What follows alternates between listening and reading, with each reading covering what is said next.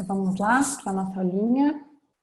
Olá a todos, espero que estejam todos bem. Quero agradecer primeiro ao IVESP pelo convite e pela Cris, que me contactou para estar aqui com vocês hoje.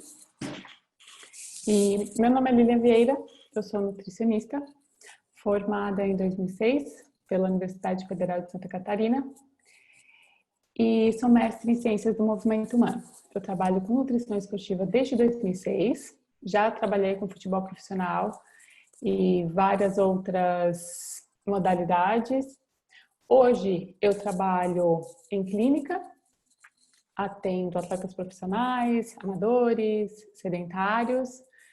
Eu tenho uma clínica na cidade onde eu moro, que é em Bituba, Santa Catarina, que fica no sul do Brasil.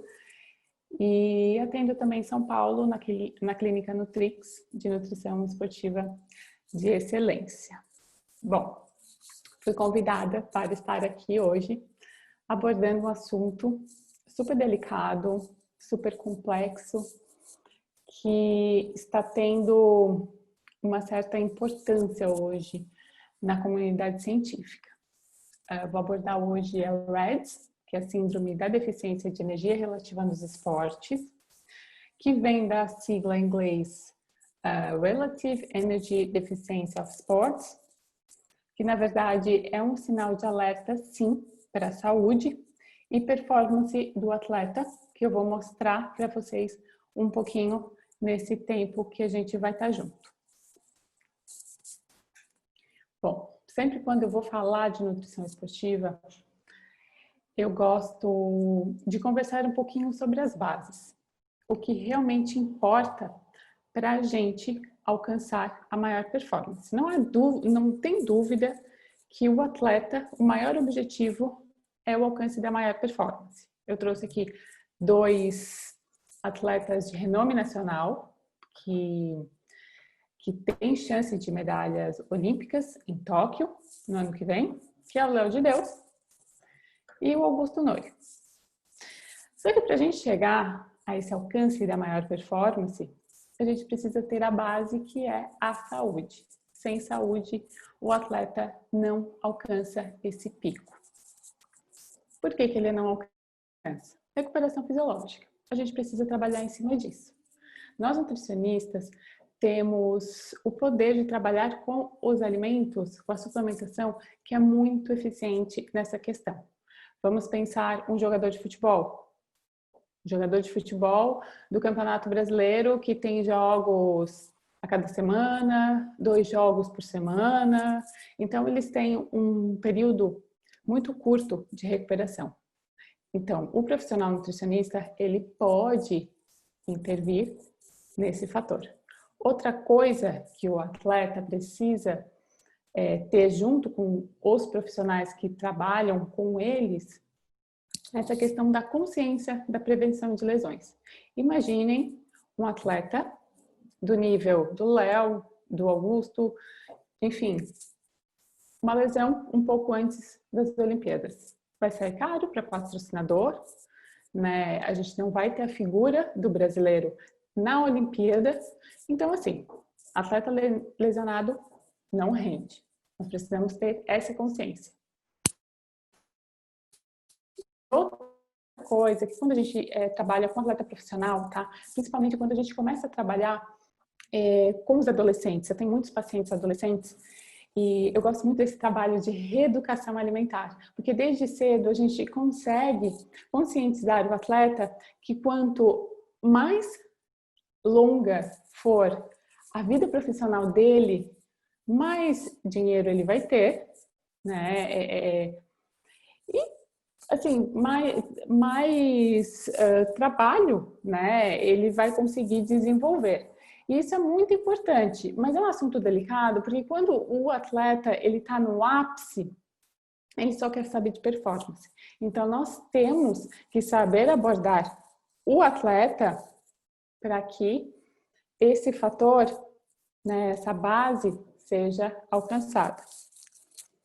Um exemplo de prolongamento de vida profissional, né, o que a gente deseja para os nossos atletas, pelo menos é isso que eu penso quando eu atendo um atleta adolescente ou um atleta profissional, por exemplo, Kelly Slater, né? Eu sempre dou esses exemplos de profissionais que mais velhos ainda competem de igual para igual com os jovens. Kelly Slater tem quase 50 anos, ano passado ele ainda estava competindo na divisão da elite mundial do surf, competindo de igual para igual com meninos de 18, 19 anos. Outro exemplo importantíssimo é o Roger Federer, que também ainda continua em grandes lãs. E o tênis é um esporte que exige muito mais fisiologicamente do que o surf. Então, Roger Federer hoje está com 38 anos jogando junto com os meninos novinhos que estão entrando numa performance maravilhosa, né? As mulheres, a gente precisa ter um pouco mais de cuidado, tá? As mulheres atletas, algumas delas, eu já tive experiência, entre 25 e 30 anos, elas tentam engravidar e normalmente elas têm uma dificuldade. A gente precisa olhar para o sistema reprodutor feminino, ok? É uma coisa que a gente precisa ter atenção. A mulher atleta saudável é aquela que fica grávida, né? Mesmo num volume de treino na sua vida profissional. A Alicia Montano é uma corredora de renome dos Estados Unidos. Ela fez provas importantíssimas até os 8 meses de gravidez. Óbvio que tudo acompanhado, uma série de profissionais por trás. E essa atleta que encerrou uma luta nas Olimpíadas foi medalhista e a primeira coisa que ela fez foi amamentar seu filho. E a partir disso tudo, né, a nossa consciência de saúde pelo profissional, ok, a gente tem que ter. Mas ainda é uma linha muito tênue com a performance. A gente precisa ter muita atenção para que a performance não se sobrevaleça à saúde. Margot Montjoy, que é uma das maiores pesquisadoras de REDS do mundo, ela fez uma palestra em 2015 no Science mais Triathlon, em Paris, e ela questionou uma coisa que eu fiquei pensando muito nessa frase, né? How much is too much? O quanto é muito? E nós profissionais que estamos por trás dos atletas, que devemos ter atenção para, como eu falei, a performance não passar da linha da saúde. E dessa forma, lá em 1993, os pesquisadores já se preocupavam com essa questão. Mas o foco, primeiramente, era a mulher. Em 1993, eles publicaram um comentário na revista do American College of Sports Medicine sobre a relação de 3 fatores: as desordens alimentares, a anemia e a osteoporose. Em 1997, o conceito da tríade da mulher atleta foi publicado no posicionamento. Eles escreveram, né, eles conceituaram como uma síndrome clínica envolvendo desordens alimentares, amenorreia e osteoporose, frequentemente observada em meninas e mulheres fisicamente ativas e atletas do sexo feminino. Em 2007, veio outro posicionamento, mas esse posicionamento já mudou um pouco a estrutura com os 3 fatores. Eles já estavam com outro olhar para quê? Para a disponibilidade energética reduzida, com ou sem desordem alimentar, e a baixa disponibilidade energética. Então, o centro de tudo não eram os 3 fatores interligados. Eles já estavam olhando para a disponibilidade energética. Com isso, os pesquisadores eles sentiram a necessidade de reformular o conceito da tríade. Por quê? Já estavam observando também o comportamento dessa baixa disponibilidade energética como foco de tudo em homens. Foi aí que, em 2014, eles publicaram o primeiro conceito de REDS, que é uma síndrome na qual a principal causa é a deficiência de energia em relação ao equilíbrio entre a ingestão energética e o gasto energético, necessários à saúde, às funções da vida diária, crescimento e atividades esportivas. Então, eles verificaram que tem um desequilíbrio entre o comer e o treinar. O que acontecia? Eles estavam treinando demais e comendo de menos. E não sobrava energia para as outras funções metabólicas. Em 2018, por conta da importância dessa situação, desse quadro, alguns dos principais pesquisadores de nutrição esportiva do mundo, como a Montejoy, a Burke, a Melin também, que pesquisa muito sobre REDS, publicaram no Comitê Olímpico Internacional um consenso da REDS. Então, a gente já não está mais falando de um meio tão científico, a gente já está indo para o COI. Eles já estão verificando esse prejuízo na vida dos atletas, tudo relacionado com a REDS. E o que eles verificaram? Que a REDS, ela age, tá? Ela age negativamente no sistema imunológico, acaba afetando o sistema imunológico, inclusive também a função menstrual nas mulheres e a saúde óssea, né? Isso a gente já sabia lá da tríade. Acaba afetando também as questões endócrinas, metabólicas, hematológicas, de crescimento e desenvolvimento, principalmente em crianças e adolescentes, que começam a vida profissional de atletas muito cedo.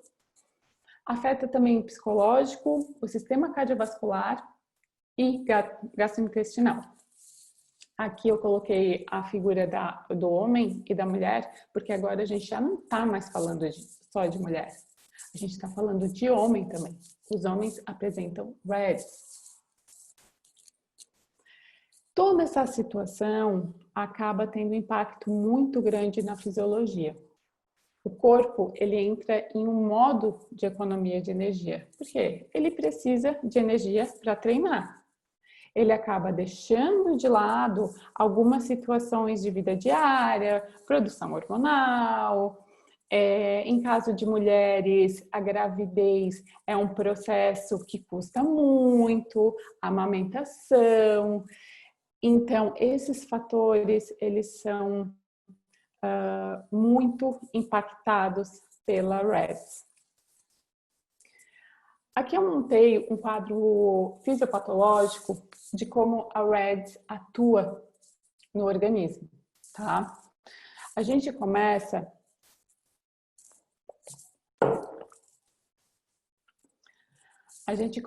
pela deficiência de energia, que é o gatilho de tudo, aquele desequilíbrio entre volume de treino e alimentação, que tem um impacto direto na diminuição da glicose no sangue. Acaba prejudicando o sono também e aumentando outros estressores mentais. Isso tudo vai mexer no eixo hipotálamo pituitário. O que acontece? A tireoide sofre prejuízo, normalmente acaba diminuindo a produção de T3 e acaba diminuindo a densidade óssea. A taxa metabólica basal também é diminuída por conta dessa alteração da tireoide E a pituitária ainda tem outras funções prejudicadas, como a diminuição do ACTH, que vai levar a um aumento do cortisol, que vai diminuir a imunidade. Vai também diminuir o LH e o FSH, que vai ter um impacto muito grande nos ovários e nos testículos, diminuindo a testosterona, e nas mulheres diminuindo o estradiol, que vai acontecer o quê? Diminuição da densidade óssea também. O GH acaba aumentando como um sistema de defesa, porque alguns transmissores, alguns captadores do GH, eles estão prejudicados. Então, ele acaba aumentando para que esse aumento, esse excesso de GH, ele seja usado. Mas isso não é real, tá? O corpo ele não vai utilizar esse excesso de GH.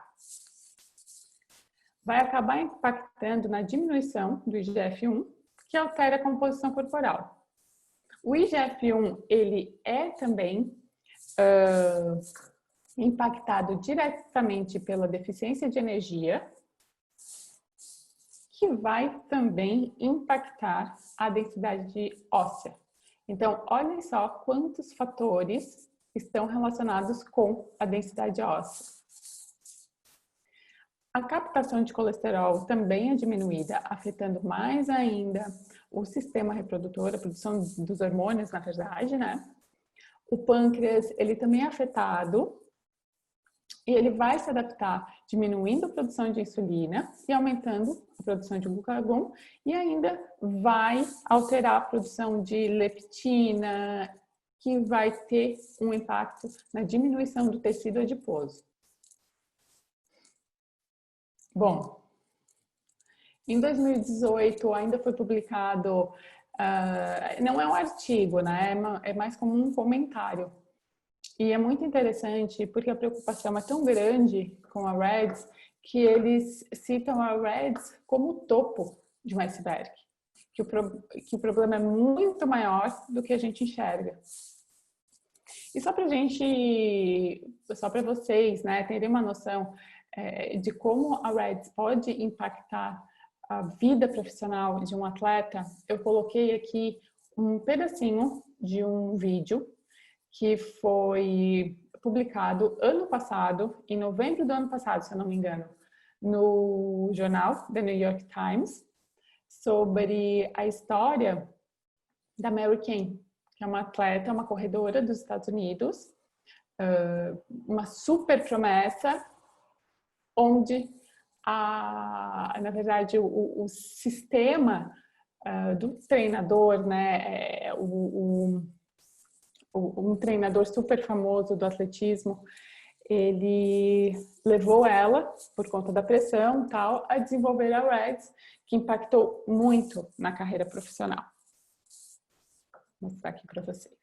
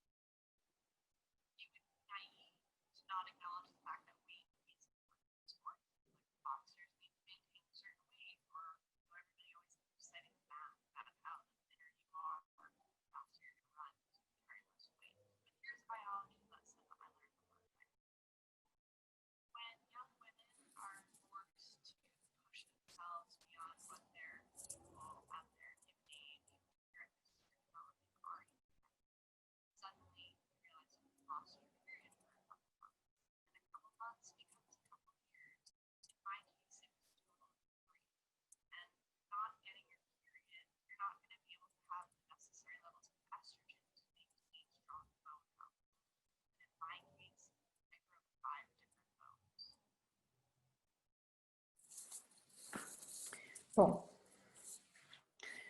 para vocês terem noção que a REDS realmente impacta a vida profissional de um atleta.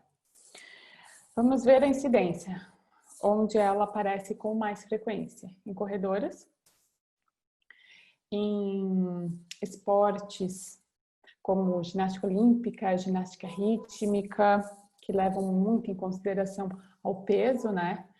A patinação artística, inclusive tem uma série no Netflix que se chama Spinning Out, que mostra, é interessante porque ele mostra todo o lado obscuro desses esportes, porque a gente olha na TV, a gente não sabe o que se passa, mas a pressão é tão grande por conta de imagem, por conta de peso, que o psicológico dos atletas fica muito abalado.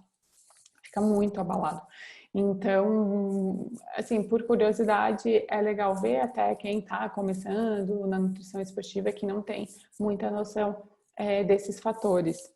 O balé também é outro, na verdade, é uma modalidade que a gente vê muitas meninas com esse problema. As lutas e outros esportes com categoria de peso também. É uma coisa que eu queria chamar a atenção de uns anos para cá, acho que faz no máximo 6 anos que começaram a sair os primeiros estudos sobre REDS em homens. E a gente já vê uma incidência muito grande nos ciclistas de estrada. Outra coisa, a gente acha que só acontece em atleta profissional. Não, acontece em atleta amador. Para mim, na minha prática, eu penso que dar todo esse suporte para o atleta profissional é muito mais simples. Por quê? Ele vive do esporte. Todo o tempo que ele tem é focado para o esporte. O atleta amador, não. Ele trabalha, ele tem uma vida. Então, por exemplo, muita atenção para os atletas que fazem provas de longa distância, como o Ironman, ultramaratonas. Eles têm um trabalho, eles não vivem do esporte, eles têm que treinar muito. O Ironman chega a uma fase que você tem que treinar 2, 3 vezes por dia. E eles trabalham, treinam, dormem. O que eles vão fazer de errado? A alimentação. Não conseguem se alimentar direito. Outra classe, outra modalidade que a gente precisa ter muita atenção é o CrossFit e as outras modalidades de peso, tá? Atenção, muita atenção para aquele paciente que chega no seu consultório com alta preocupação com a imagem e vício em atividade física. investiguem. Investiguem, porque se ele não está pagando o preço naquele momento, ele ou ela, eles podem pagar muito caro no futuro. Bem, a disponibilidade energética é o fator principal da REDS. É importante que vocês tomem nota, eu até vou dar uma sugestão, né, uma dica. Coloquem essa fórmula na anamnese de vocês, nos cálculos, principalmente se você trabalha com atleta, ela é muito útil, tá? Quando a gente fala em REDS, em disponibilidade energética. É uma continha super simples. A gente pega a ingestão calórica de 24 horas em quilocalorias, diminui pelo gasto energético do exercício, em 24 horas também, e divide pelo tecido livre de gordura, em quilos. Se essa continha der menor do que 30, essa disponibilidade energética está baixa. Essa pessoa tem uma probabilidade grande de desenvolver REDS. Quando essa continha dá de 30 a 45, essa disponibilidade energética ela está reduzida. Fazer dietas por curtos períodos, nessa quantidade aqui de disponibilidade energética, não tem problema nenhum. O problema são os longos períodos, tá? Até a gente usa em curtos períodos para acelerar a redução do percentual de gordura. E quando está acima de 45, ok, performance e saúde, provavelmente eles estão ali num equilíbrio. Algumas orientações nutricionais, tá, que eu vou passar para vocês. Não deixem seu atleta em restrição energética ou de grupos alimentares por longos períodos. Uma preocupação que a gente tem, principalmente para atleta e para aquele paciente que faz muita atividade física, é o carboidrato. E a gente sabe que algumas modalidades influenciam o aluno a fazer algumas exclusões, né, de grupos alimentares, enfim. Conscientizem o seu paciente. Organizem, planejem, periodizem. A palavra da vez da nutrição é periodização, tá? Contacte o treinador e façam isso juntos, de acordo com o tipo de treino, com volume. O nutricionista precisa trabalhar junto com o treinador. Cuidado, como eu falei, tá? Desculpa, como eu falei, não. Falei da restrição de classes, né? Dos alimentos. Mas cuidado com as dietas da moda, tá? Restrição calórica. Então, a gente recebe muita gente que tem um conhecimento normalmente por mídia social, né? Eu quero fazer dieta paleo. Eu quero fazer dieta cetogênica. Gente, conscientizem o seu paciente, investiguem. É tudo uma questão de individualidade, tá? É uma questão de periodização. Quando a gente trabalha com atividade física, com exercício, com treinamento, nós precisamos periodizar a dieta de acordo com a periodização do treino. Como eu falei para vocês, a gente tem uma preocupação muito grande com a restrição de carboidrato, principalmente em atletas que precisam de performance. Hoje a gente já sabe que dietas sem carboidrato, elas não levam à performance. O carboidrato, a disponibilidade do carboidrato, na verdade, é um regulador do balanço energético com o exercício. E ele regula, né, essa disponibilidade, regula a secreção de leptina, independente do balanço energético. E também pode regular o balanço energético via conteúdo hepático de glicogênio. Então, olhem como o carboidrato, ele é super importante para que a energia seja utilizada adequadamente. Os efeitos na disponibilidade energética baixa, na performance do atleta, são muitos. Começando ali no meio, aqui pelo rendimento de endurance. Com certeza vai diminuir, vai aumentar o risco de lesão, vai diminuir a resposta de treino, vai alterar o poder de julgamento. Isso aqui a gente pode ver, por exemplo, modalidades tipo futebol. O atleta, o jogador recebe a bola, ele precisa ter uma resposta rápida. Opa, para onde que eu vou jogar? Né? Diminui a coordenação também, que é outra coisa muito importante. Força muscular diminui, estoque de glicogênio. Tem uma probabilidade grande do atleta desenvolver depressão, irritação e ainda diminui a concentração. Então, olhem como impacta a vida do atleta uma baixa disponibilidade de energia.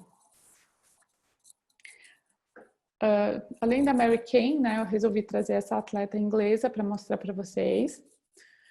Nessa foto ela era bem novinha. Hoje ela deve ter o que, uns 20, 21, 22 anos. E ela era uma promessa da Inglaterra para os Jogos Olímpicos. Para a gente ver, né, a evolução dela. Em 2013, ela foi quarto lugar nos 1.500 metros do World Youth Championship. Em 2015, ganhou o ouro juvenil no Campeonato Europeu. E em 2016, ela já caiu para 7º lugar na mesma prova que ela competiu em 2013. O que a gente vê aqui? Talvez uma queda de performance, a gente não sabe, pode ter acontecido alguma coisa no dia, mas enfim. E ela declara, ela foi acometida pela Reds, e em uma das declarações dela, ela fala que quem no mundo quebra o pé nadando? Para vocês verem como os ossos dela estavam fracos.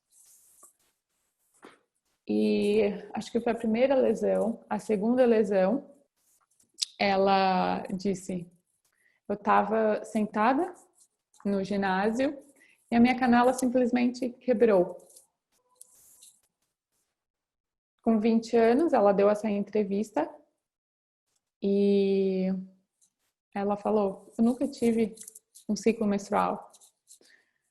E com 20 anos, eu tenho osteoporose. Ela se afastou das corridas para se recuperar da Reds e voltou a pedalar. E ela não desiste do sonho olímpico. Vamos ver, né, se ela vai conseguir ou não. Ana Boniface também é um grande nome, principalmente na campanha contra a Reds. Ela foi acometida também pela síndrome e ela tem essa campanha que é muito legal, tem um site, se vocês quiserem entrar, tem muitas informações, que é o Train Brave.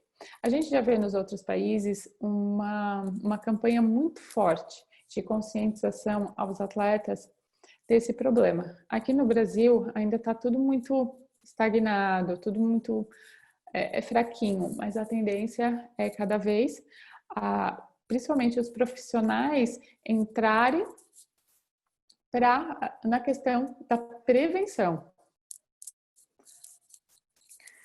Algumas questões fisiológicas que eu tirei de alguns artigos em relação aos homens, tá?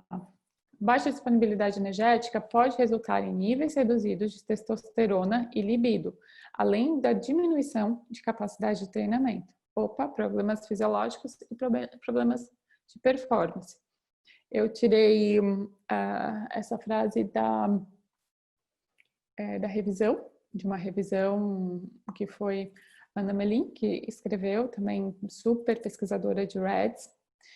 E outro estudo bem interessante que eles usaram homens, aí é um estudo clínico, eles avaliaram a dependência de exercício, os sintomas de desordens alimentares e os biomarcadores de Reds entre atletas de endurance. Bem legal o desenho desse estudo, até se vocês quiserem ler, esse estudo é muito legal, ele está muito bem escrito, eles, na verdade, uma das conclusões foi que os homens que tiveram os scores mais altos em um questionário de dependência de atividade física possuíam os sintomas de disfunção erétil, déficit energético negativo e os níveis mais altos de cortisol, todos associados positivamente. O que a gente viu naquele quadrinho que eu mostrei para vocês. Na REDS, tá? Vocês estão percebendo que a questão alimentar ela é muito importante. Então, o nutricionista ele vai fazer um papel primordial na identificação da síndrome. Quanto melhor nós avaliarmos os fatores, mais certeira será o diagnóstico, mais certeiro será o diagnóstico, tá? Só que a gente precisa avaliar muito bem. E como a gente está lidando com disponibilidade energética, o nutricionista faz um papel muito importante. Então, assim, avaliem a ingestão calórica da melhor forma possível. Façam registro alimentar ou diários alimentares com esses atletas. Essa é uma ferramenta única, exclusiva do nutricionista. E é uma ferramenta que dá certo. Às vezes a gente tem preguiça, não dá muito trabalho, mas é uma ferramenta incrível. A gente precisa avaliar o gasto energético. O melhor é a calorimetria indireta, né, que são os medidores de energia. Mas se não tem, a gente precisa avaliar de qualquer forma. Vamos usar os monitores de frequência cardíaca, quando é bike, por exemplo, o GPS ou corrida, quando o atleta ou o paciente faz alguma atividade na rua, e também as tabelas de compêndio. E o peso de massa magra. Utilizar a antropometria, eu gosto muito do método Isaac, é o que a gente tem de mais fidedigno hoje na literatura. O DEXA, que é padrão ouro, mas a gente não vê disponível em todas as cidades. E o ultrassom, que já caminha para também ser validado como as dobras cutâneas. Todas essas avaliações, esse passo a passo que eu estou dando para vocês, ele foi escrito no COI, tem lá no COI, no posicionamento, que eles escreveram junto com a American College of Sports Medicine, de 2014 e também no de 2018. A gente precisa saber muito mais do que isso. A gente precisa fazer uma avaliação individual desse paciente e coletar o máximo de informações possíveis. Uma coisa muito importante que a gente precisa averiguar é o exame periódico de saúde. Anual, às vezes eu peço para os meus pacientes fazerem de 6 em 6 meses. A gente precisa determinar os padrões de perfil da tireoide. Vocês lembram que eu falei daquela alteração na T3? Então, com as alterações da disponibilidade de energia, pode ser útil no monitoramento de atletas em risco para REDS. Isso é muito importante, a gente trabalhar já na prevenção. A gente precisa averiguar se tem presença de desordens alimentares ou não, e desordens comportamentais também, anorexia nervosa, a bulimia, a vigorexia, histórico de perda de peso e lesões e doenças recorrentes. Esse estudo é muito legal, só para vocês verem como a taxa metabólica basal faz a diferença.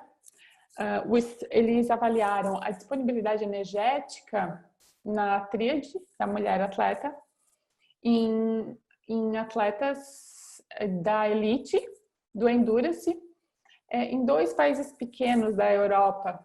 Eu sei que eles juntaram 20 e poucos de um país e o restante de outro país. Eles juntaram e aí 40, 50 pacientes. E é bem legal de ver essa tabelinha, porque olhem só, eles dividiram as atletas em 3 grupos. esse grupo aqui é a disponibilidade energética, disponibilidade energética ótima. A IA deles, que é a disponibilidade energética, estava em torno de 51,7, então estava ok, estava maior do que 45. O outro grupo foi a disponibilidade energética reduzida, que estava em 38,5, estava naquele meio termo. E a baixa densidade energética, que as atletas estavam aqui em 19,1. O que a gente vê? Desculpa. Que teve uma diferença significativa entre os valores de calorimetria indireta. Olhem só, as estrelinhas aqui, mais um. Isso é um fator muito importante para a gente averiguar, tá? Nos atletas. Voltando um pouco para as mulheres, as disfunções menstruais são muito comuns. Eu mostrei lá para vocês no quadro como é que acontece, né? Aqui eu estou repetindo também essa cascata que vai resultar em amenorreia hipotalâmica funcional. O que acontece? Muitas meninas, muitos treinadores acham que não menstruar significa estar no ápice da performance. É mito. A Ana Boniface, uma daquelas meninas que eu mostrei para vocês, aquela que luta na campanha, ela deu essa declaração que os ciclos menstruais são um barômetro da saúde hormonal. Então, investiguem suas pacientes, atletas, praticantes de atividade física, como está a menstruação dela, como estão os ciclos dessas pacientes. É um alerta a meninas que não tiveram menarca antes dos 16 anos e a menorreia por mais de 6 meses. Esse estudo aqui é muito legal. O Trend Steinwell, o nome dele é bem difícil, Steinwell, ele é canadense. E ele é um dos maiores pesquisadores também na área da nutrição esportiva. Ele trouxe esse artigo, ele apresentou esse artigo em uma palestra que eu assisti e me chamou muita atenção. Porque a gente consegue ver, a gente consegue comparar, né, os parâmetros hormonais, de energia e de performance. O que eles fizeram? Eles pegaram algumas meninas, tá? 10 nadadoras da categoria Elite Júnior, de 15 a 17 anos. E o status de menstruação foi determinado pelo estradiol e a progesterona. Dividiram nesses dois grupos, E2, P4, circulante no sangue. Elas foram categorizadas em grupo ciclo menstrual normal, que é esse SIC, e grupo com supressão do ovário, OVS. O que a gente vê aqui? Produção de estradiol. Grupo com menstruação normal. Olhem só como está alta aqui a produção, né? Tem picos de produção. E no grupo da supressão, muito baixo, em comparação a esse aqui. Aqui a gente consegue ver, tá? Uma ingestão calórica maior do que o gasto energético no grupo de menstruação normal. Aqui no grupo da supressão, o que a gente vê? O que está por cima aqui é o gasto energético. O que está por baixo é a ingestão. E esse gráfico aqui, que é o mais legal, olhem só. Elas fizeram um teste para averiguar performance de 400 metros, tá? E o grupo das meninas com menstruação normal tiveram uma melhora na performance. E as meninas que estavam com supressão do ovário tiveram uma piora na performance. Então, na REDS não tem nem saúde e nem performance. E nós, profissionais, temos que ficar atentos. Os pontos extremos que exigem um pouco mais de atenção, pois podem apresentar a reversão. A saúde óssea, que a gente tem que acompanhar pela densitometria. Quando eu atendo um paciente, é atleta profissional, amador, ou aquela pessoa que faz muita atividade física, eu já peço o exame de densitometria para avaliar como é que está a quantidade, o percentual ósseo, ver como é que está essa situação, tá? Quando tem presença de desordens alimentares ou amenorreia, por mais de 6 meses, aí precisa ter um pouco mais de frequência para fazer esse exame. Nos adolescentes, tá? É um perigo muito grande quando o quadro de REDS se instala. Por quê? O adolescente lá na frente pode ter problemas de sistema reprodutor por conta da supressão da produção dos hormônios e tem um risco elevado de ter osteoponia, osteoporose, lesões por conta de quebra de ossos. Enfim, a gente precisa avaliar o crescimento anormal, tá? Abaixo da curva, e o desenvolvimento sexual também. Aqui em Santa Catarina, na carteira de vacinação das crianças, já vem aquelas fotinhos que a gente compara para saber do desenvolvimento sexual, né? Que a gente compara a maturação dos órgãos genitais. Isso é super importante. A gente avaliar, perguntar para o pai ou para a mãe como é que está essa questão. Eu atendo alguns adolescentes, eu atendo o menino que é skatista, ele tinha 11 anos quando começou comigo, hoje ele tem 17, está em vias de profissionalização, e também atendo um tenista que ele hoje tem 14 anos, e tudo isso eu acompanho. Tenho alguns jogadores de futebol também adolescentes. Bom, a gente já viu todo o problema. Eu espero que vocês tenham se conscientizado de como a REDS ela é perigosa para a saúde das pessoas, dos pacientes, dos atletas. E a base do tratamento não adianta. É um trabalho multidisciplinar, tá? Que vai ser feito pelo nutricionista, pelo treinador, pelo médico esportivo, pelo psicólogo e pelos pais. É um quebra-cabeça.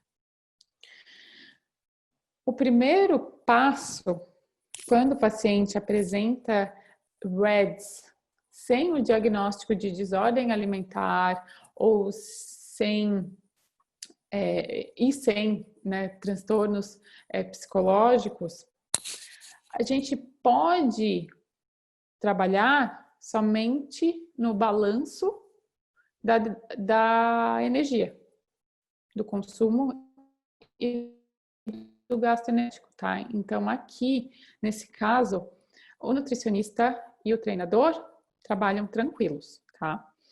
De acordo com um estudo, fizeram uma intervenção de 6 meses com atletas do sexo feminino com disfunção menstrual, aumentaram a disponibilidade energética para 40 ao dia e resultou na retomada da menstruação em todas as participantes em uma média de 2,6 meses. Olha que legal!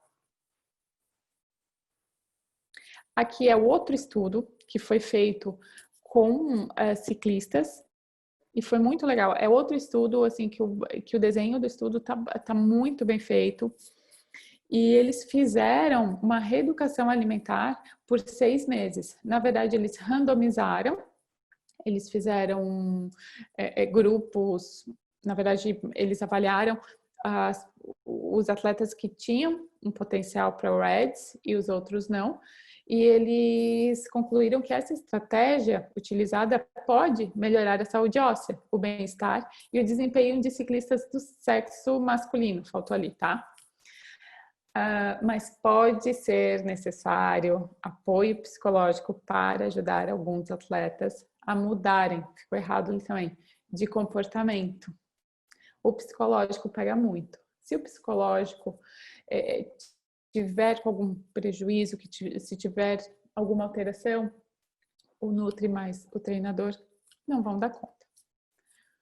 Aí entra o psicólogo. E se aquela estratégia não der certo, aí a gente recorre ao médico do esporte para equilibrar os níveis hormonais e as meninas retomem a menstruação. Mas a REDS é bem difícil, assim, tem um impacto psicológico bem grande, né? Por conta da pressão, daquilo tudo que eu já falei anteriormente. Agora vamos falar um pouquinho mais de nutrição, como é que a gente pode ajudar esses atletas. A gente pode acertar a ingestão calórica, como eu falei, mas sempre iniciar aos poucos. Não adianta querer colocar aquela diferença que ele não come de uma hora para outra, de um dia para outro, que ele não vai aceitar, tá? É muito provável que ele não aceite. O que a gente pode fazer? Aumentar de 300 a 600 calorias semanalmente. E outra coisa que eu acho muito válida, eles estão acostumados a comerem pouco, refeições com volumes menores. Então, a gente precisa inserir mais refeições ao longo do dia e também a gente pode fazer refeições líquidas com alta densidade calórica. Colocar uma aveia, colocar um suplemento proteico, frutas com mais densidade calórica, como açaí, abacate, enfim, dá para fazer várias coisas aqui. As dicas de alguns alimentos com boa densidade nutricional para colocar no prato, né? Arroz e feijão. Aqui no Brasil não tem como, de norte a sul, arroz e feijão é uma coisa que a gente consegue fornecer para o atleta e tem uma boa densidade nutricional. O açaí, o abacate, aveia, eu gosto muito da aveia, tá? Tenho pacientes que têm aveia em todas as refeições do plano alimentar. Leguminosas em geral, as frutas roxas e vermelhas, os ovos, o gergelim, semente de abóbora e pepita de girassol também. Essas sementes eu gosto muito. Basicamente, a gente precisa melhorar a qualidade nutricional.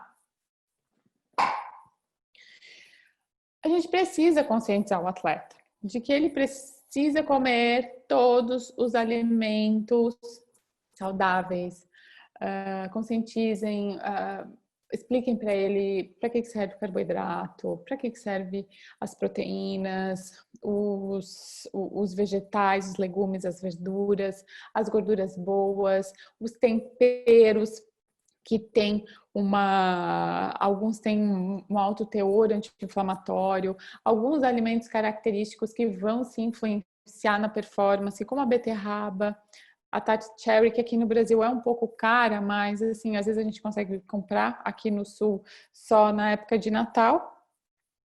Açafrão também é um ótimo alimento para se usar com o atleta e oferecer comida de verdade para o atleta. Não tem segredo. Esse aqui é o guia do American College of Sports Medicine. Mais importante, se você trabalha com nutrição esportiva, você tem que ler, você tem que ter esse guia perto, tá? Ele se chama Nutrition and Athletic Performance. Ele dá todas essas diretrizes para a alimentação do atleta. Estratégias mais direcionadas, tá? Que aí o COI que sugere. A saúde óssea a gente precisa dar uma atenção à vitamina D, suplementar para atingir os níveis séricos ali maiores do que 30 mg por ml de sangue. Opa, desculpa. E o cálcio, que daí eles usam o guidelines. Eu gosto de fazer tudo muito individualizado. As estratégias nutricionais, se a gente for pensar em algumas situações, o que a gente pode estar fazendo para a imunomodulação desse atleta que está tendo muitas gripes, muitas infecções repetitivas que a gente sabe que o sistema imunológico dele está um pouco fraco? Entrar com vitamina D, complexo B, vitamina C, zinco, selênio, magnésio, os probióticos. Os fitoterápicos para equilibrar o cortisol, a gente viu que quem está em REDS tem uma produção maior. Então, usa Panax ginseng, a rodiola rosa, ou a ashwagandha. Nutrientes para modular o metabolismo oxidativo no carregamento do oxigênio. Ali o ferro com enzima Q10, complexo B. Às vezes, os pacientes que têm REDS têm anemia. Aumentar a produção de colesterol bom, ômega 3, e os chás para melhora do sono, gosto muito da camomila e do mulungo. Tá? Como eu falei para vocês, a periodização hoje é o que há na nutrição esportiva. A gente tem visto muitos artigos questionando isso, é o que os maiores pesquisadores da área falam. Então, tentem trabalhar casando a nutrição com a rotina de treino do atleta. Eu vou mostrar aqui um caso clínico que eu tive, uma atleta patinadora artística, 17 anos. Ela estava amenorreica por 2 meses, o exame de FSH deu baixo, e ela relatou para mim que estava fazendo uma dieta muito restrita da amiga, por 3 meses, para perder peso para uma competição super importante, e não estava tendo resultado, olhem só. Comendo pouquíssimo e não perdia peso de jeito nenhum. Estava cansada, indisposta e não estava treinando bem. A competição dela era em 6 semanas e precisava perder 8 quilos. Eu fiz o cálculo do dia alimentar dela. Eu verifiquei aqui uma quantidade de 1.500 calorias. Fiz o cálculo da disponibilidade energética. Deu 14, muito baixo. E o que eu ia fazer de estratégia se ela já não estava perdendo peso com isso aqui? Nossa, quebrei a cabeça. Vamos lá. Resolvi apostar na mudança da qualidade da dieta e os horários de ingestão de carboidrato. Dar mais carboidrato para ela antes dos treinos, depois dos treinos focar na proteína. Aumentei um pouquinho o plano alimentar, a recomendação aqui, a dieta que eu fiz para ela, no plano alimentar, 1.800 calorias eu passei. Ainda tinha uma disponibilidade energética de 20. Mas como é que eu ia fazer a correção aqui, se ela tinha 6 semanas para uma competição importante? Às vezes a gente lida com isso na nutrição esportiva. Mas quando acabou a competição, inclusive ela foi a campeã, a gente retomou a dieta e eu aumentei o valor calórico aqui para 2.500 calorias. O volume de treino caiu pela metade e a disponibilidade energética foi para 42. Ela voltou a menstruar, voltou tudo como era antes.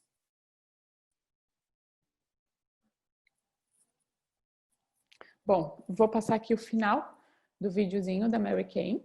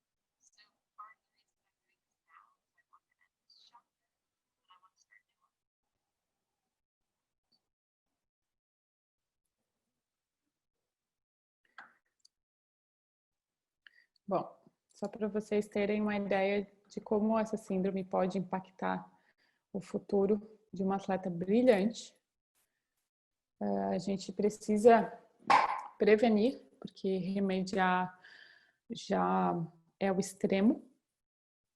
Os pacientes podem sim ter algum tipo de problema de saúde irreversível mais para frente.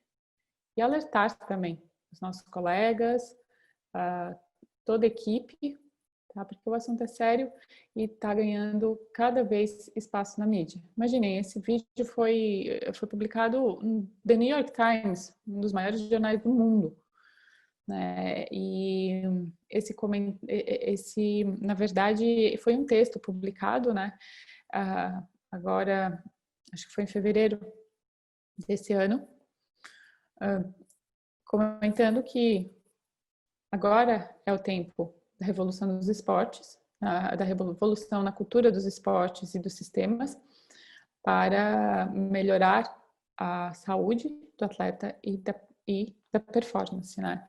A gente vê aqui que a Mary Cain, que é essa menina do vídeo, já entra, né, nesse intuito de campanha de prevenção.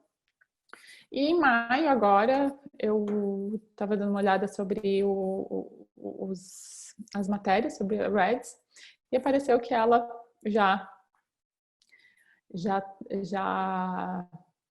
está correndo de novo e já está com um novo patrocinador, enfim, que está super empolgada, né? Mas sempre com a cabeça na conscientização da prevenção para esse problema. Bom, gente, espero que eu tenha ajudado na rotina de vocês, né, na vida profissional, com os atletas, para prevenção mesmo dessa questão de saúde e melhorar até mesmo o nosso trabalho, né? Enfim, é isso aí. Muito obrigada a todos vocês, muito obrigada, Ivesp, Cris, e até mais. Meus contatos estão todos aqui, vocês podem entrar em contato, ok? Tchau, tchau.